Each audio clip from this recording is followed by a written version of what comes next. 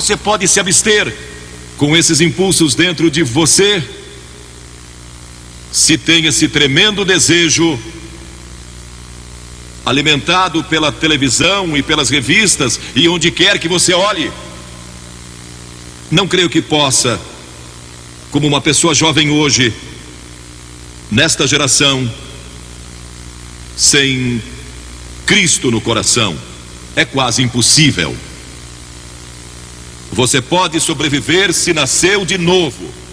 A Bíblia diz que precisamos nascer de novo. Há um ano atrás surgiu um best-seller de John Nesbitt, intitulado Novas Direções Transformando Nossas Vidas. Paulo, em Romanos 12, diz que devemos ser transformados pela renovação da nossa mente. No ano passado fizeram um filme intitulado Os Transformadores. Quem é o verdadeiro transformador? Vou lhe dizer quem é o verdadeiro transformador: é Jesus Cristo, que disse: você precisa nascer de novo se quiser ver o reino de Deus. Você já nasceu de novo? Tem certeza disso? Está seguro? Cristo vive em seu coração para lhe dar poder e força para resistir às tentações desta hora. Ele nos transforma quando nascemos de novo, não pela religião. Tenha um relacionamento com Cristo, deixe que Ele controle sua vida constantemente. Mas então você pergunta: como é que eu nasço de novo? Primeiro, arrependa-se dos seus pecados. Todos somos pecadores. Arrependimento significa mudança em seus pensamentos e seu estilo de vida. Você está disposto a deixar Deus entrar, transformando numa nova pessoa? É algo que só Deus pode fazer. É uma obra sobrenatural. Você não pode fazê-lo, não pode transformar a si mesmo. Deus tem que fazê-lo, o Espírito Santo tem que fazê-lo. E quando se arrepende e diz a Deus: Senhor, eu quero deixar meus pecados, quero mudar todo o meu estilo de vida, isso é se arrepender. E segundo, você vem pela fé. Fé significa entrega. Você se entrega a Cristo como seu único Salvador, seu único Senhor, e Ele entra em seu coração pelo Espírito Santo, e Ele lhe dá um poder que você normalmente não teria. Um poder para resistir às tentações, poder para produzir o fruto do Espírito e verdadeiro amor, alegria e paz em seu coração. E então você estuda a palavra de Deus, o passo seguinte.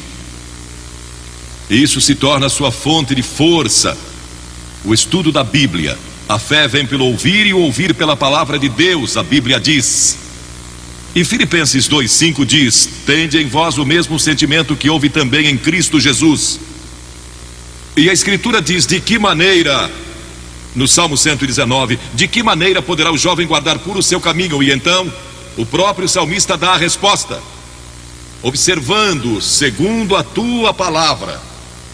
Estude as Escrituras, estude a Bíblia, e isso lhe dará uma força que você nunca teve antes. E terceiro, busque pureza espiritual, e isso significa gastar tempo em oração.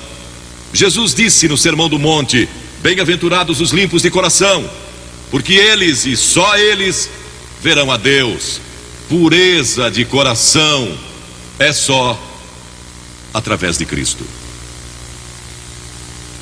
E quarto, obediência.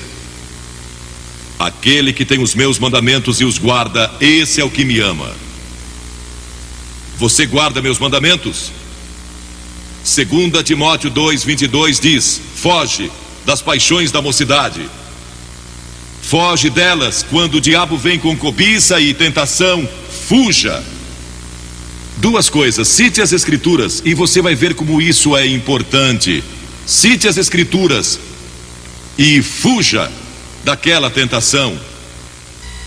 E Paulo disse na Bíblia: não vos sobreveio tentação que não fosse humana, mas Deus é fiel, e não permitirá que sejais tentados além das vossas forças. Pelo contrário, juntamente com a tentação, vos proverá livramento, de sorte que a possais suportar. Sempre que você for tentado, lembre-se disso: todo ser humano passou por esta mesma tentação antes. inclusive Jesus. E Deus sempre provê um escape. Portanto, não há desculpa. Você não poderá comparecer diante do juízo dizendo que não teve poder para resistir. Deus provê um meio de escape. No momento em que a tentação vier, lembre-se disso. Deus lhe deu um meio de escapar dela. Procure-o e o encontrará, pois foi prometido em 1 Coríntios 10:13. Agora, estes princípios não são apenas para os jovens, são para os adultos também. Todos nós precisamos desses princípios em todas as fases da nossa vida. Paulo, escrevendo ao jovem Timóteo, disse: conserva-te a ti mesmo puro. Conserva-te puro. Quantos de nós aqui somos puros? Basta viver dia a dia nesta nossa sociedade saturada pelo sexo para sentir impureza nos contaminando. Nunca houve uma geração como esta. Viveram assim em Sodoma, em Gomorra, e em Roma e em outras civilizações do passado, mas nunca tivemos a página impressa com isso diariamente. Nunca tivemos a televisão, nunca tivemos filmes, nem tantas outras coisas lançadas sobre nós da forma que vemos hoje. Nunca houve uma geração que tivesse tanta necessidade do poder de Cristo em seu coração para resistir como esta geração. Quando José foi tentado e aquela mulher, a esposa de Potifar, tentou segurá-lo e convencê-lo a ir para a cama com ela, ele a deixou e fugiu. E a Escritura diz que deixou as vestes nas mãos dela. E José pensou que estava perdendo tudo, porque tinha subido ao posto máximo do império comercial de Potifar. Foi lançado na prisão, mas não sabia que Deus tinha sua mão sobre ele o tempo todo. E sempre que você resiste, Deus está guardando você e vai estar ali para ajudá-lo. Agora, esta pobre mulher que tinha sido arrastada pelos fariseus e saduceus e condenada, tinha sido surpreendida em adultério. De acordo com a lei de Moisés, ela e o homem que estava com ela mereciam morrer. O castigo era duro sob a lei de Moisés. Mas todos ali se sentiram condenados por causa dos seus próprios pecados quando leram os 10 mandamentos ou o que Jesus estava escrevendo. Foram convencidos do seu pecado, talvez de orgulho, ou idolatria, ou cobiça, ou mentira, e são pecados diante de Deus tanto quanto imoralidade.